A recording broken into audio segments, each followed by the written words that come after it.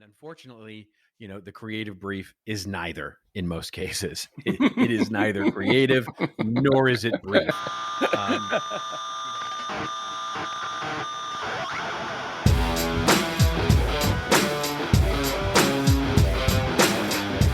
Hello and welcome to episode 93 of Rockstar CMO FM. The M is for marketing and the F is, well, you decide. As you're probably wondering, does the world need another effing marketing podcast? I'm your host, Ian Truscott, and this weekly podcast serves as my excuse to chat with marketing friends, old and new, that I've met through my career, from techie to CMO and trusted advisor, and hopefully share with you some marketing street knowledge that my guests and I have picked up along the way that will bring out the Rockstar CMO in you. Come say hello. We are Rockstar CMO on Twitter and LinkedIn. This episode was recorded on Friday the 17th of December. Thank you for joining us. Hope you've had a good week and that you are well, safe, and staying as sane as you feel you need to be. If you're a regular listener, you'll know that Jeff is away until the new year, so I share a thought. I chat with Rebecca Biestman, Chief Marketing Officer of Reputation, and Robert Rose, my friend and content marketing guru, is in the Rockstar CMO virtual bar. Right, let's get started, shall we?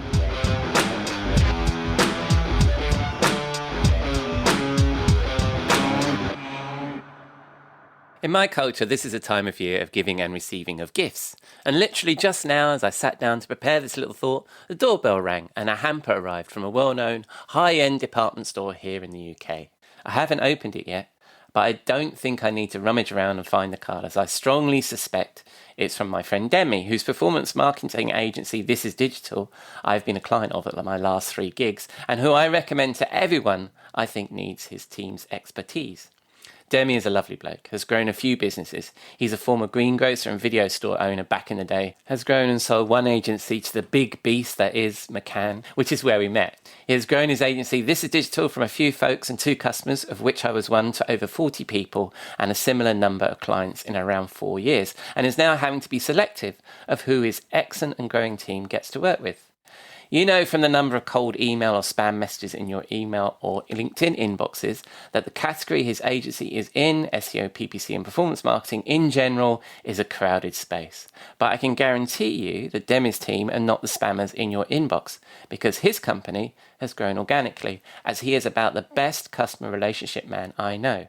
Why am I sharing this? Demi doesn't know why I'm talking about him this week. I really ought to have him on the show, and I wasn't intending to. My thought for the week was inspired by an interview for this podcast I did around this time of year with Ted Rubin, whose mantra is the return on relationship, which I thought was a good theme for this time of year, when we are giving and receiving, and then the hamper arrived with a great example. If you follow Ted's work, you'll know that he evangelizes that relationships are like muscle tissue. The more they are engaged, the stronger and more valuable they become, which is so true. And if you know Ted, you know he pays attention to the hundreds of relationships he has. The thing Demi and Ted have in common is the best thing about this, is it's authentic. Something we bang on about here. And I hope the word authenticity is not going to go the way of empathy, leading or innovation in the pantheon of words that marketing has killed. But it's true. Meet Demi and you know he's into you. And all of his clients meet Ted and he practices what he preaches. The last time I chatted with Demi, his concern is serving his customers to the level he wants with the team he has, with all this growth that they're experiencing. And that's why he's needing to turn some business away. It's something to think about. If you run an agency or a marketing team, that's not just about new business. We need to invest in our customers and those relationships. And use Ted's term, you'll get a return on those relationships. That's my thought for this week. I will include a link to Demi's agency, Ted's work, and our interview in the show notes. And my tune for this week, perhaps I should have gone for something for the holidays, maybe a bit of Last Christmas by Wham or something like that. But here's a bit of Busta Rhymes and Mariah Carey from 2002. I Know What You Want. I promise I ain't gonna hold out, neither. I'm gonna give it all to you, baby. Swear ball. Bust it. Baby, if you give it to me, I'll give it to you. I know what you want. You know I got it, baby. If you give it to me, I'll give it to you. As long as you want, you know I got it. Baby, if you give it to me, I'll give it to you. I know what you want. You know I got it, baby. If you give it to me, I'll give it to you. As long as you want, you know I got it. We've been together for a few years. A little snippet of Buster and Mariah there. Let's leave them to it. But I thought that hook fitted the theme of reciprocity. If you give to your customers, they'll give it to you. On to our guest. Rebecca Biestman is the Chief Marketing Officer leading the global marketing organisation at Reputation. Rebecca has had a fabulous marketing career, joining Reputation from Dialpad, a business communication SaaS platform, last year. Before Dialpad, Rebecca held various marketing leadership positions for RMS, a risk modelling software company servicing the world's largest insurers and financial institutions. While at RMS, Rebecca launched the company's inaugural social impact program, and we'll talk about CRS in a little while. Before moving to B2B tech, Rebecca specialised in B2C marketing for CPG and retail, working for both Earth Essentials and Gap. Rebecca received both her undergraduate degree in political science from UC Berkeley and her MBA in marketing and corporate social responsibility from UC Berkeley's Walter A. Haas School of Business. I was delighted to grab some time in Rebecca's busy schedule. I hope you enjoy this conversation.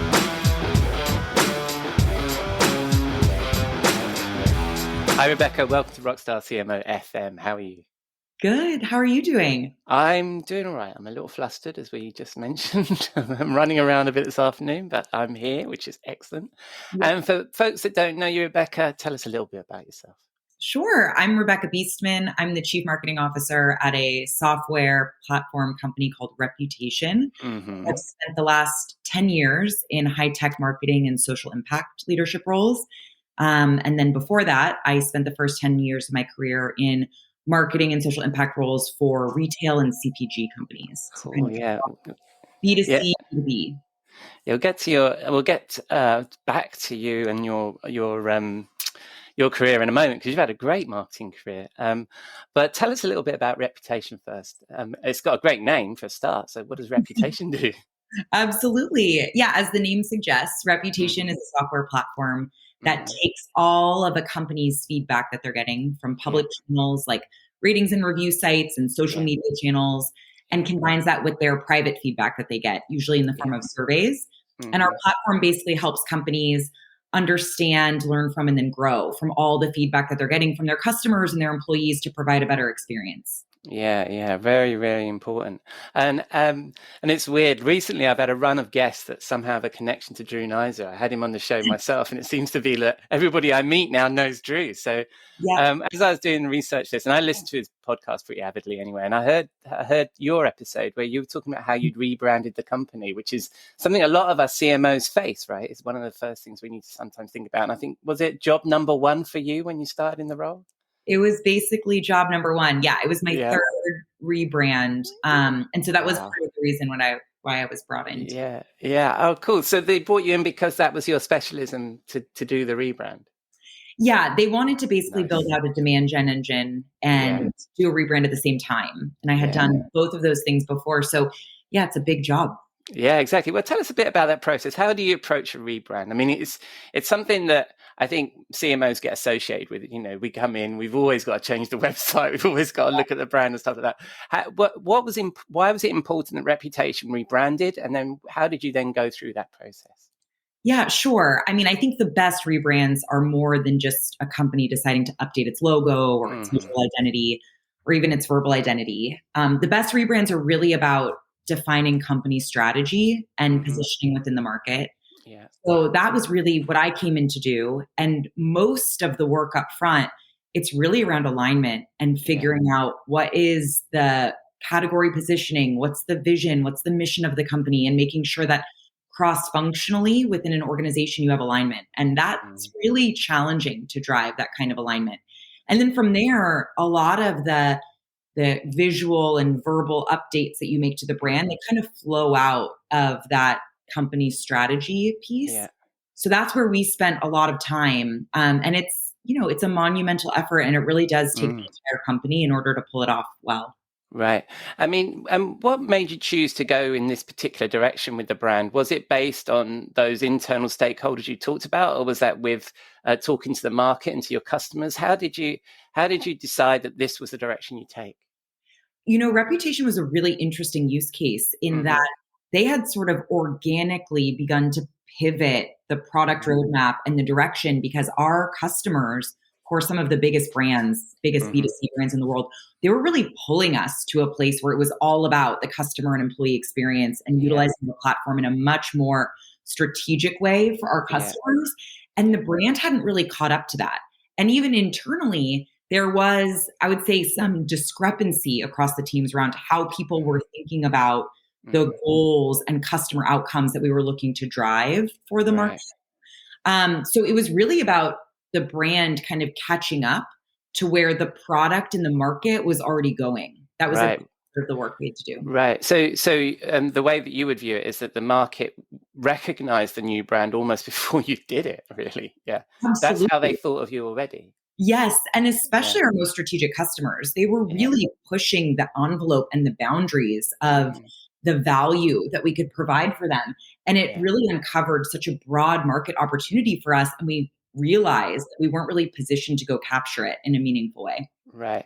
So clearly for you, brand is more than just the look and feel, the colors, the website and stuff. It's all about that, what the company stands for and how you say it and all that stuff. Was that? Yeah, absolutely. Yeah. And then from a cultural perspective, was it a shift for you guys internally, or was it quite a seamless, easy process? Because I mean, I've been through a number of mergers and acquisitions, and I found that brand can be a really emotional topic. You know, I'm from Martech, so it tends to be around product names, and it's usually people have been acquired and they feel that they cling on to this brand or this product.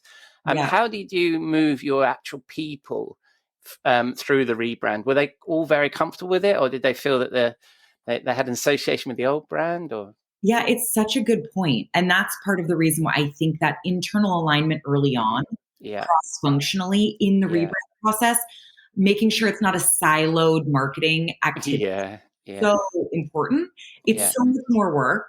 It takes so much influencing without direct authority, so much alignment, so much collaboration that it's not the easy way to go, but it's so worth it, because to your point, internal stakeholders are tip of the spear when it comes to your advocates and your evangelists. They're the most important stakeholder group, especially early on in a rebrand. So if you're not aligned internally and your people aren't excited about it and they're not willing to go out and be advocates for the new brand, it's very difficult for that brand to succeed in the market. We spent a lot of time, not just in the strategy phase, but also in the production phase of getting the report out, and including teams like our people experience and HR team, our product teams, of course, because the platform and products have to match the look and feel, but also our customer success, our sales, our implementation teams, all of those teams that are really customer facing. It wasn't just about the look and feel, it was about who we were as a company. And they're the ones who are having those conversations much more often than the marketing team. And for people that don't know Reputation, you're quite a large organization too, aren't you? I mean, how many folks have you got?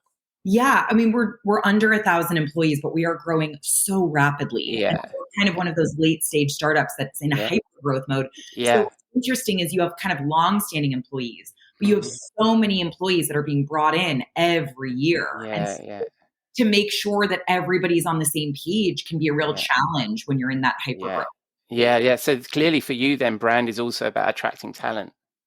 Yes. I mean, employer brand, especially now in this market, I think is more important than ever. And just making sure that you have a brand that you can be proud of out there. And one, to your point, that's going to attract the best talent that the market has to offer is so important today. And you guys are based in San Francisco, aren't you? So it's a really hot place to try and hire people to. We're based in the Bay Area. We have offices all over the US and the UK. And all of the markets where we operate are competitive. It's just so widespread today. Everywhere you go, it's really top of mind to try to find the best talent and the best cultural fit for your company. And from our perspective, if we're looking at your brand, we're looking at the website, we're looking at the colors and all that kind of stuff. Did you actually talk about values of what the brand stands for internally as well? Was there a lot of that kind of work about who you are as an organization and how do you project that and how do you do that kind of stuff? Because I find when you're thinking about hiring, it's very important to be very clear about who you are as a company. Yeah, I think being very clear and concise about who we are, what we do, how we do it better than anyone else in the market, and really distilling that to its core elements so that everyone in the company can have that elevator pitch. It's much harder than it sounds. And to have that be distilled in a way that also kind of drives enthusiasm broadly across the employee base was something that we spent a lot of time working on, because, when you're trying to be everything to everyone, you end up being nothing to no one. And it's a common trap, and one that we really didn't want to fall into as an organization. Well, along that path, of course, if you're trying to be differentiated, then there are going to be people that don't agree with you.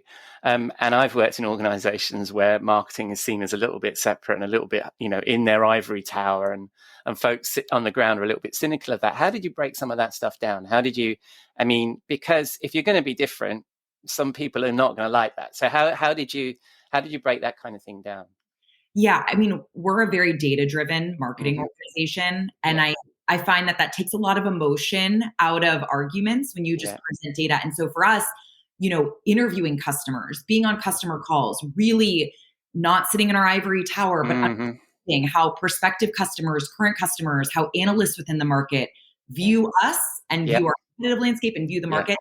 That really armed us with data to say it's not just us talking to ourselves. This is really about what stakeholders internally and externally think about the future of our company, the future of the market, and let's really collaborate and get aligned around what we believed, and make sure that internal vision was really married to the external vision of where the market was going. Right. Well, I'm fascinated by branding, and I've seen that challenge many times in my career. But let's move on. I'm just realizing that we're quite a bit into the interview already, and all we talked about is branding. It's excellent. And just as an aside, who do you think's done a good job of rebranding? When you look, it sounds like you've done it a number of times, so you've done a great job. But who do you think? Yeah, who do you like?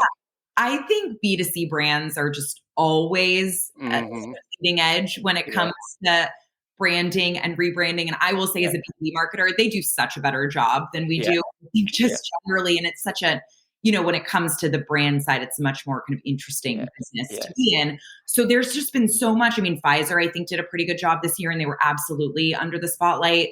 We are huge in automotive. We have so many global auto OEMs as our customers, and everything from Renault to Kia to GM was updating their brands this year. I think 2021 was a very busy time for branding, because there were just so many fundamental shifts and pivots over the last couple of years of the way that consumers interact with brands.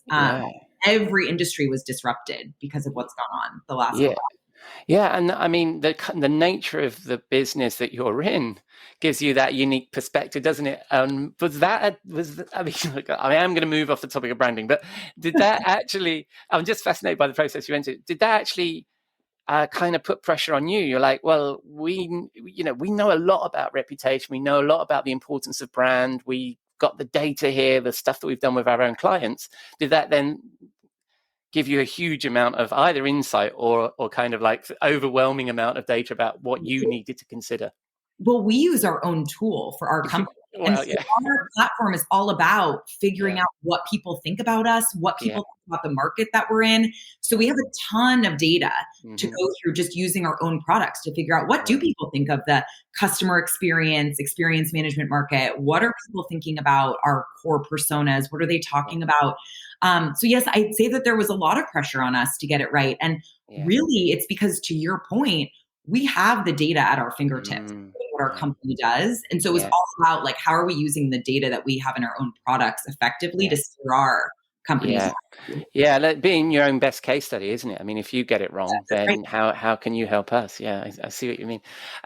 But back to you. We did touch on you a little bit at the beginning, and it's really, that's the thing I'm most interested in, is other CMOs and your experience. What inspired you to get into marketing in the first place? I think it was just the amount of impact that you can have on a consumer's experience. And whether it's in B2B or B2C marketing, the fact that what is so interesting to me about marketing as a function is that it requires so much, I would say, quantitative discipline, and it's very analytical, but at the same time, it's also really creative, and you get to have a lot of fun, and you get to really think out of the box. And so there's not many functions within a company where you get to be kind of analytical and strategic, but also really let those creative juices run free. And so for me, marketing was a great combination of both of those. So did you study marketing, and is that's where you started your career, or did you just fall into it? No, it was totally on accident. I studied political science at UC Mm-hmm. Berkeley. I had a very different idea of what my career was going to look like. But Uh-huh. as so many folks graduating from university, I had Mm-hmm. no idea what I really wanted to do. And so I Mm-hmm. ended up going into a rotational management program for Gap Corporate Oh, and yeah. got to do a lot of things: Yeah. finance, supply chain management, production, and marketing just was something that really appealed to me. And Yeah. that sort of organically how it happened in my career just Right. from there. Right. And has it always been B2B? No, my first Mm-hmm. 10 years was in B2C marketing for Yeah. retail and for consumer packaged goods company. And then Yeah. I went to business school and kind of made the pivot into technology B2B Mm-hmm. marketing. And I think having that B2C, I'm a little biased, but I think a B2C training Yeah. in marketing serves you really well for In B2B because B2B. I think B2C marketing is really the best marketing that there is out there. Oh, And B2B has so much to learn yeah. from B2C marketing. So that's, I think doing both has been really interesting. Yeah. I was actually going to ask you, what do you think the differences are and what we can learn? So you just feel that, I guess, because B2C marketing is sort of forged in a much hotter place, as it were, than we do in B2B, right? Is that what you see? Is it, that people have had to learn their craft really well in B2C?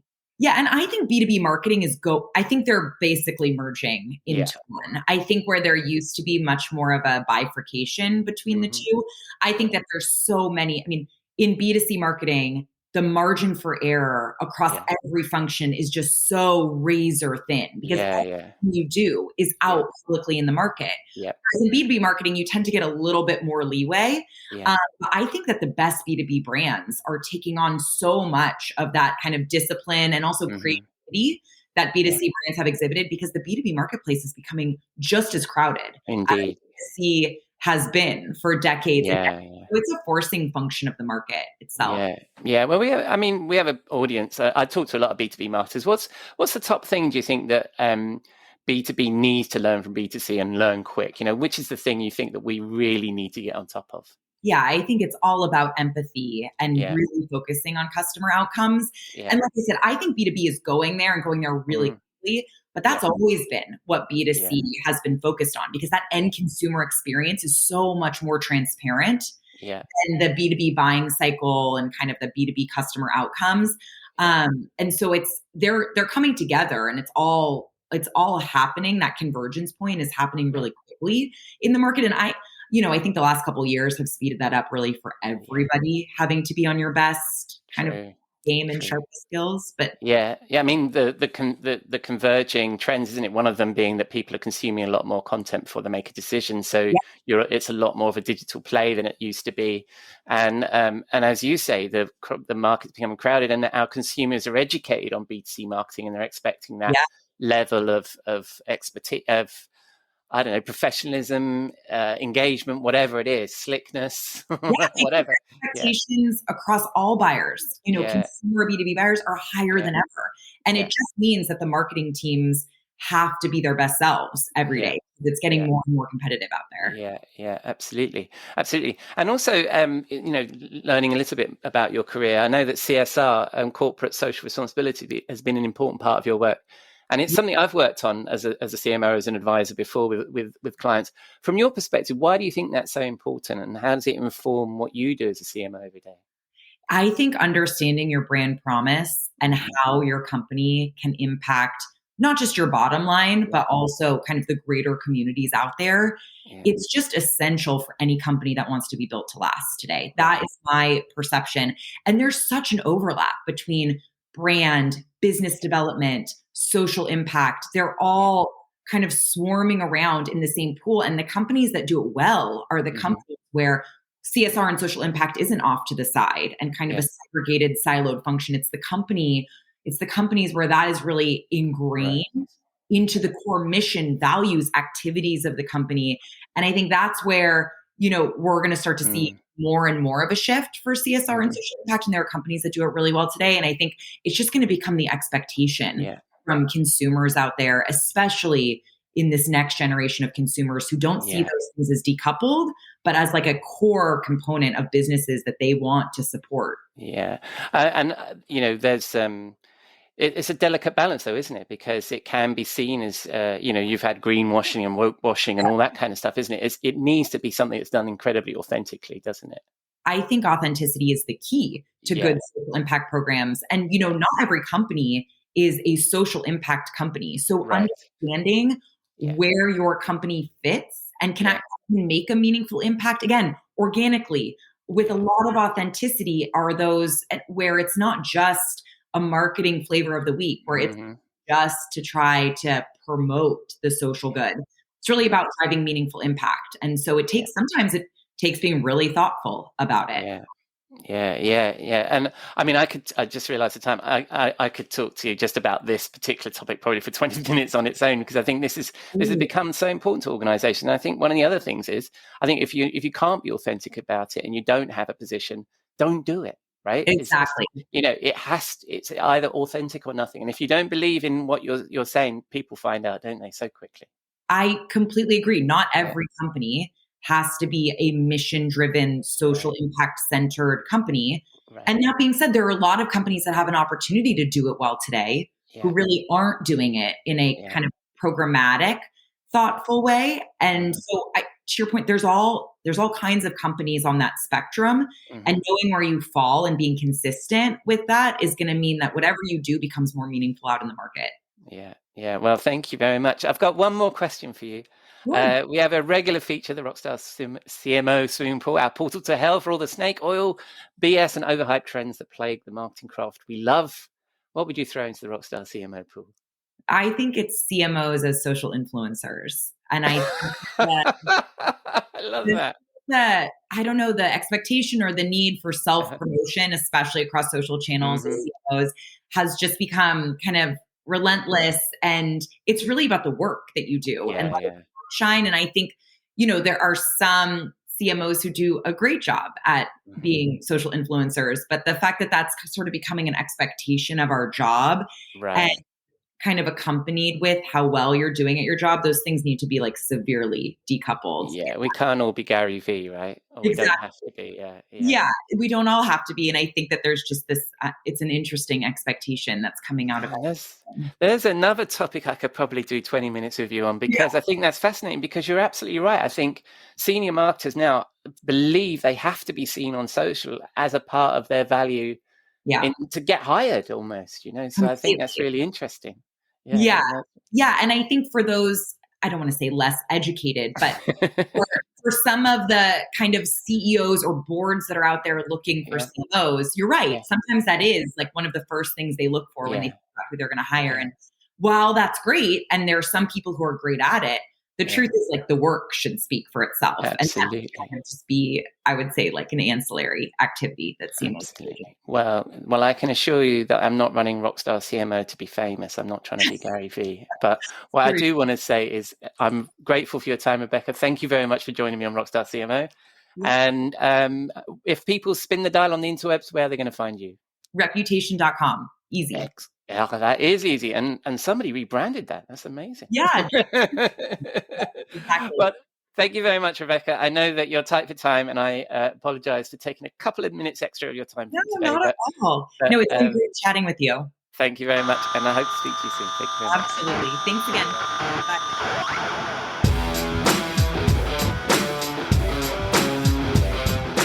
Thank you, Rebecca. I love that last piece of advice for marketers, and something we need to throw into the pool. This idea that all senior marketers need to be social influencers. Such a great point. We already have Rebecca scheduled to join us again in the new year to dive into some of those points, like CSR that we just touched on briefly there. I'm really looking forward to that. Right.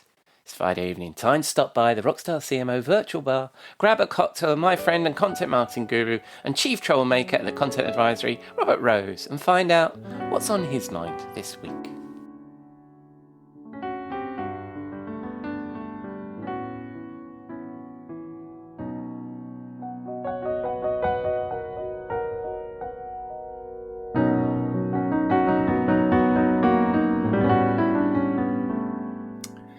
Good evening, Robert. What are you drinking?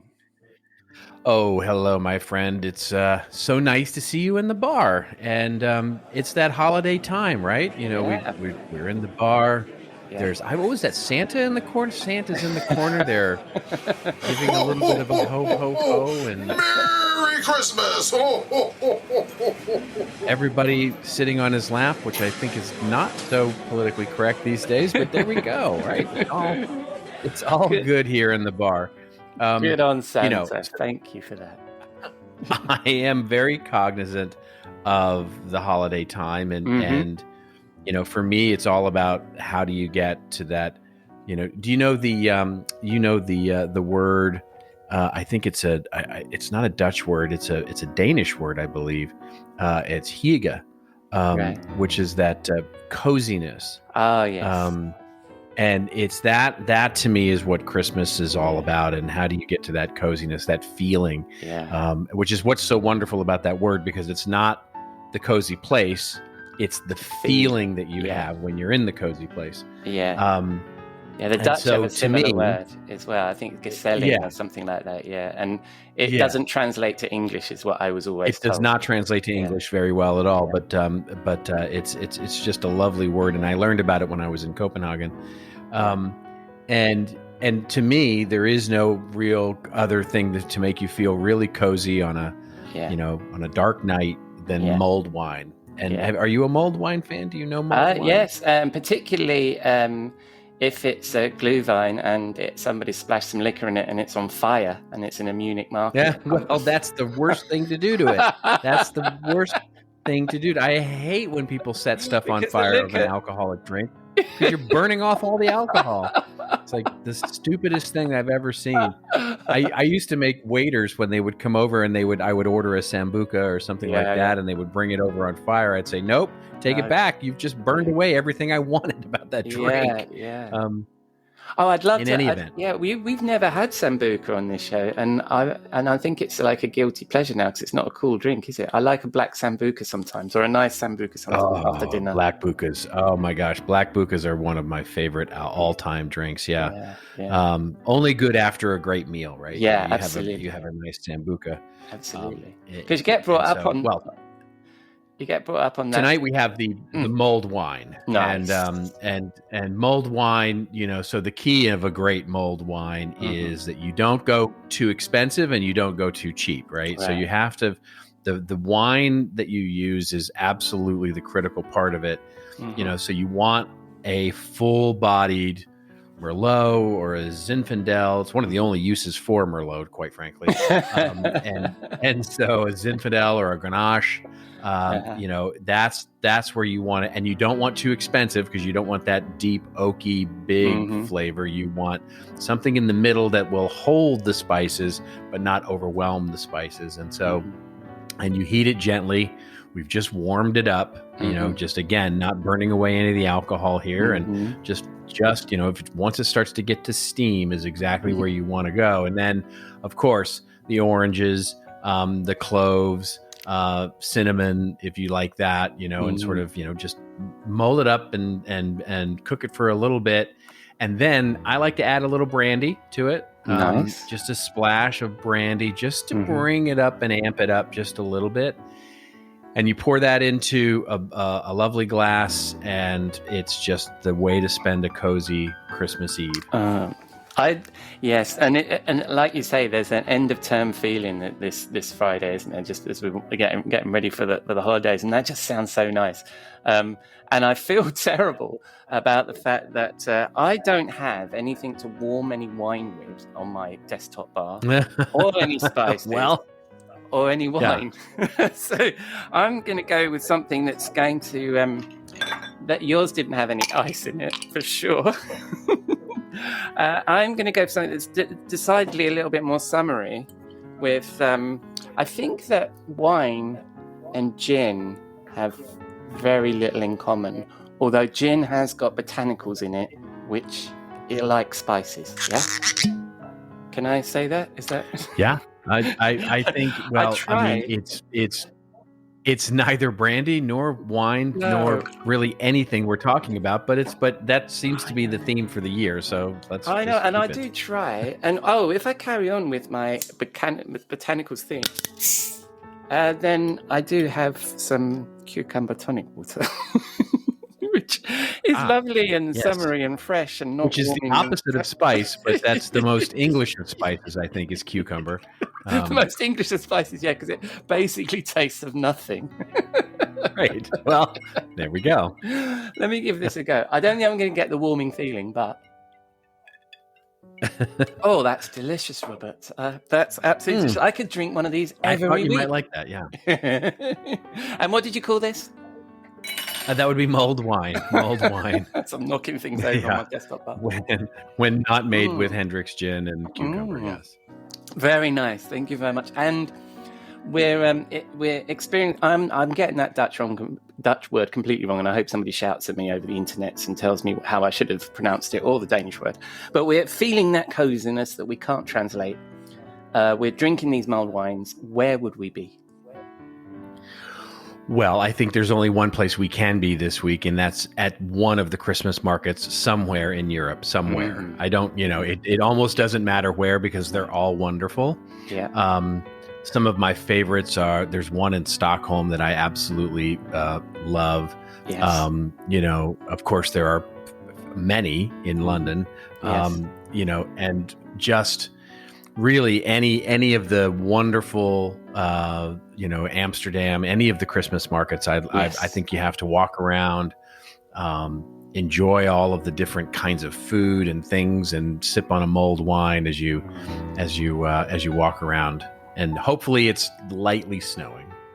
Oh, that sounds lovely. Yeah, I think I've done it in Stockholm, but I've certainly spent time in Bavaria, Munich, drinking quite a lot of mulled wine, Glühwein, in that environment, and just going from one stall to the next that was serving that, and then being set on fire by somebody having flaming Glühwein. But that's a different story for another day. So what would we be? So we're wandering around this Christmas market, admiring the marketing that these people are doing. What part of marketing would we be talking about? Or what was our thought? Well, one of the things that I have been thinking about of late, and it's only because it's come up a couple of times with clients in the last, call it 60 days. I would like to use 2021 to the end of 2021, really, to kill off the creative brief. I think the creative brief is the most arcane, stupid, ridiculous document that still exists. It wasn't certainly, in its time, but it has become something of a problem, I would say, for most organizations, and especially for those that are in content. And what I mean by that is that, so many times what I see is content teams in companies are acting as if they are the internal agency for the company when it comes to content.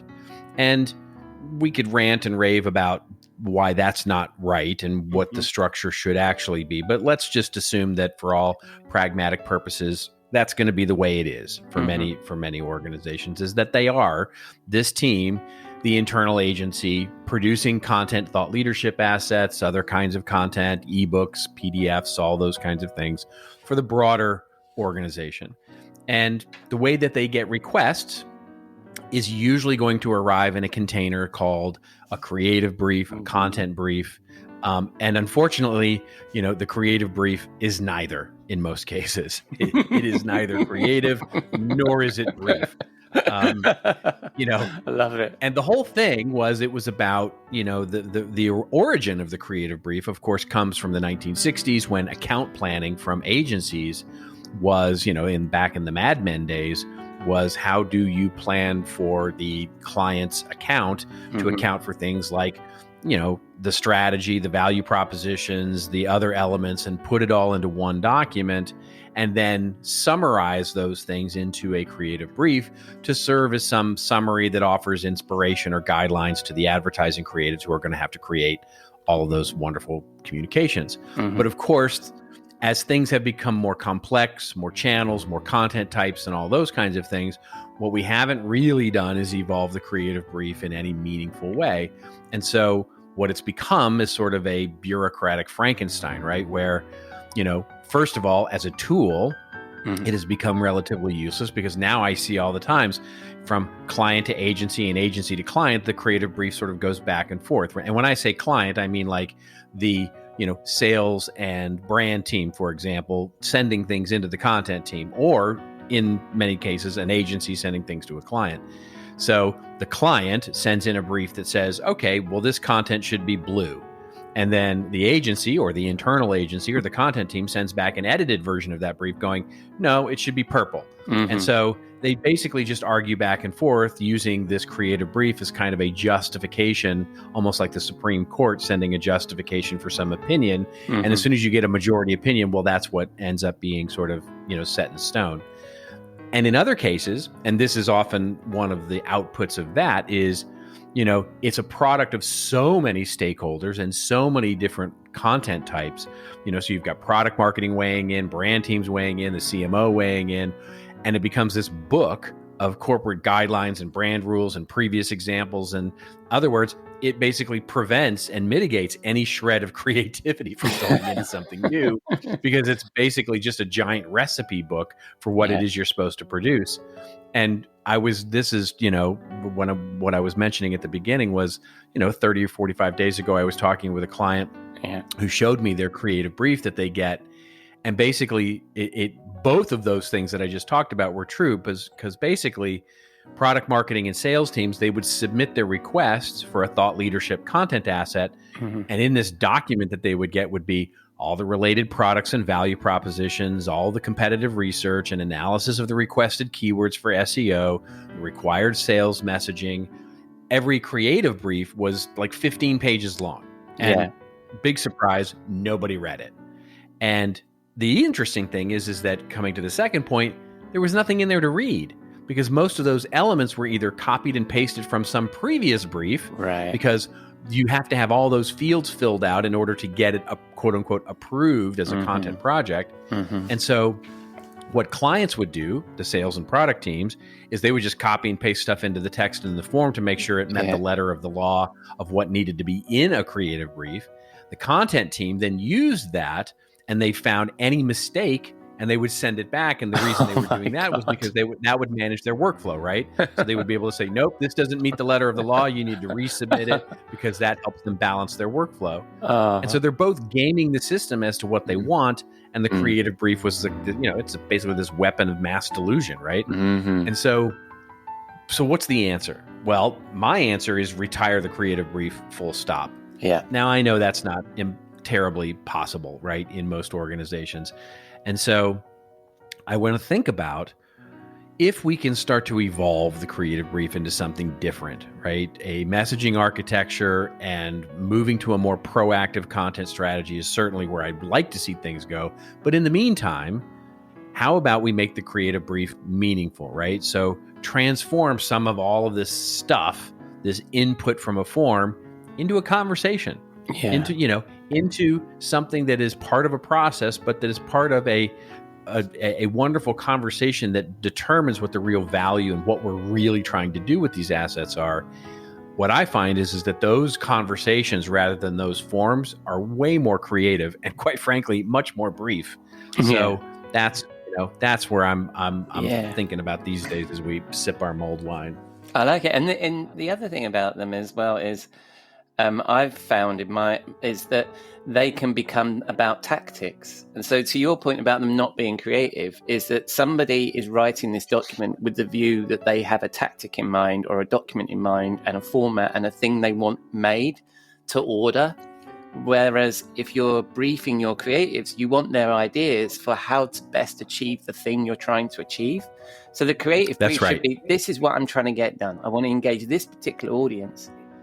What do you think? Do you see what I mean? Like, that's a far better approach.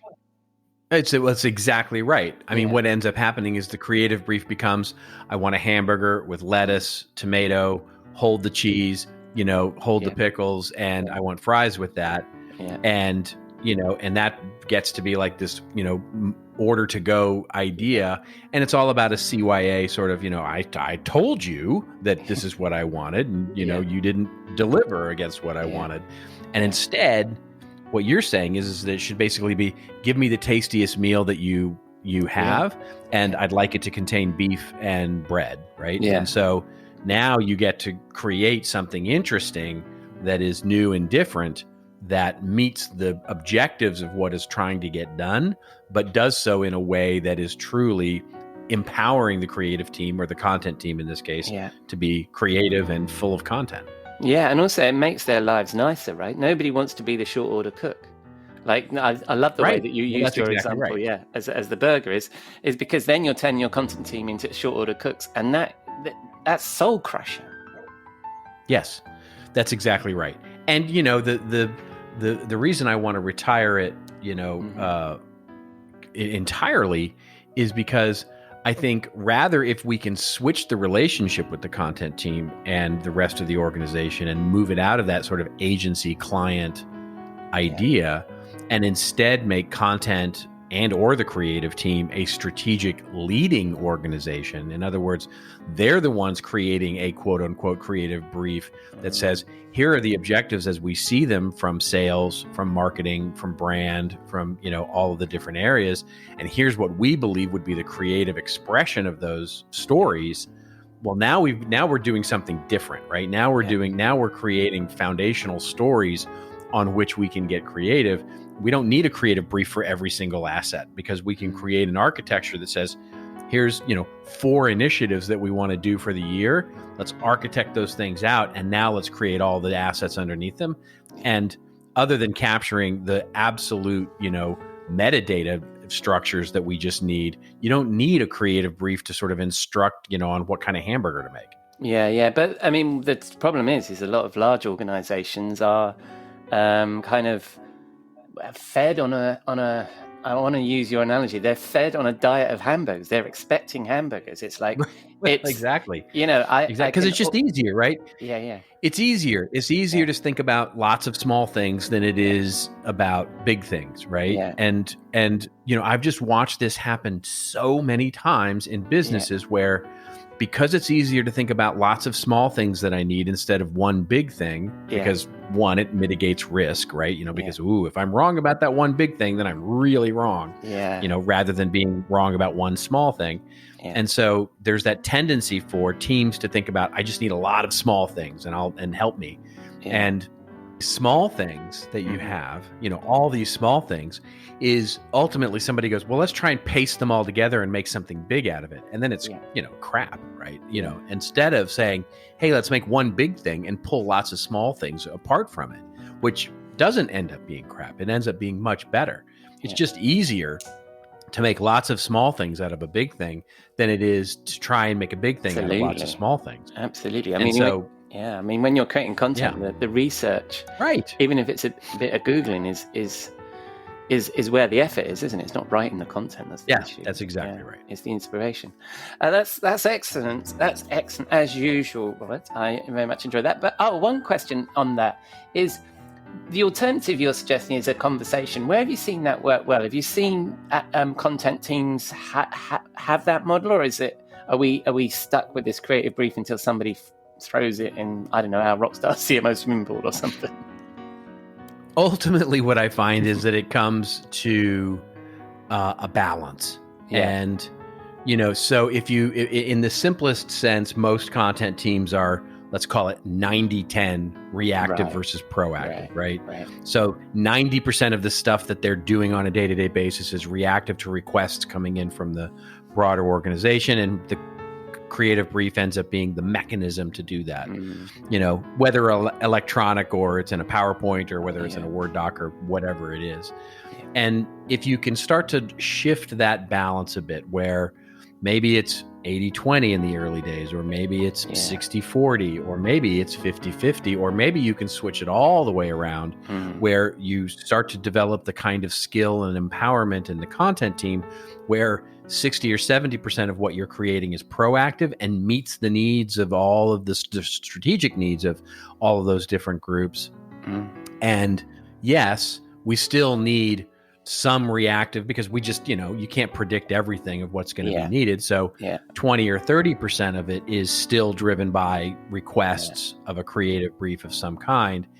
And then hopefully what you have is sort of a remainder.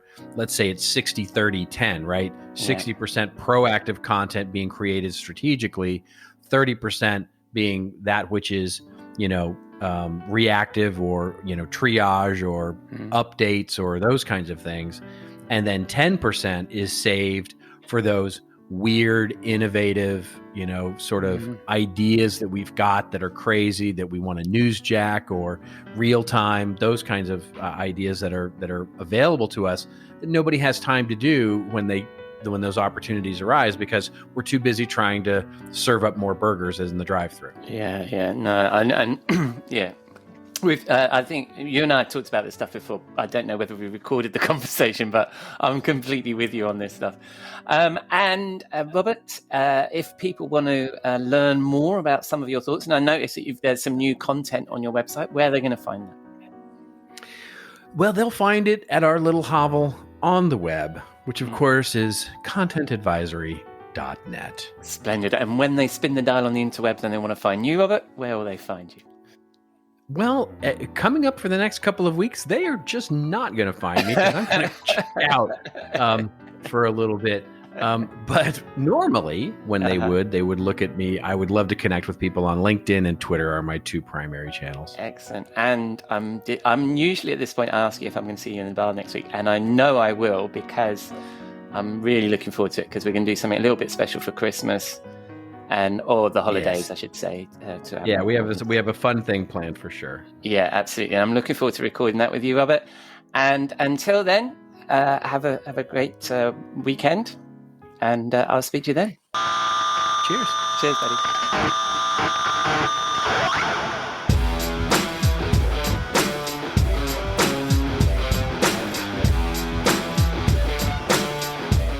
Thank you, Robert. Killing the creative brief, and a hint at something special we have planned for next week. So that's a wrap on episode 93 of the Rockstar CMO effing marketing podcast. Thank you for dropping a dime into your podcasting jukebox, selecting our track, and jiving along with us. I've been your host, Ian Truscott. Thanks again to Rebecca and Robert for joining me and for sharing their insight. Please follow them, say hello, check out their work, and I'll include all their links in the show notes, which you can find on your favourite podcast app or at rockstarcmo.fm, where you can also find all our previous episodes. So, does the world need another effing marketing podcast? Let us know with a nice rating or review in your favourite podcasting app, or share your thoughts with us at Rockstar CMO on Twitter or LinkedIn, or just keep listening. I'm glad you're here. Next week, we spend the whole show in the Rockstar CMO virtual bar as we learn more about this bloke that makes me drink gin every week, with a special show as I interview my friend and content marketing guru, Robert Rose. Until then, have a great week, stay safe, and I hope you join us for that on Christmas Eve here at Rockstar CMO FM.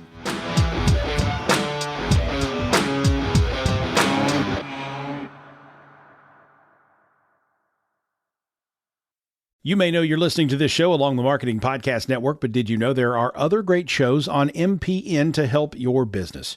Christy Heiler hosts a fantastic podcast called Own It. Christy, tell us more about the show. Own It is all about celebrating women and non-binary advertising agency owners. We talk about buying out of the Boys Club of Advertising because less than 1% of ad agencies are owned by women. And where can people subscribe? You can find the podcast at untilyouownit.com. We're also on the Marketing Podcast Network at marketingpodcast.net. And of course, you can subscribe wherever you get your podcasts. You heard her. Go subscribe. This podcast is heard along the Marketing Podcast Network. For more great marketing podcasts, visit marketingpodcasts.net.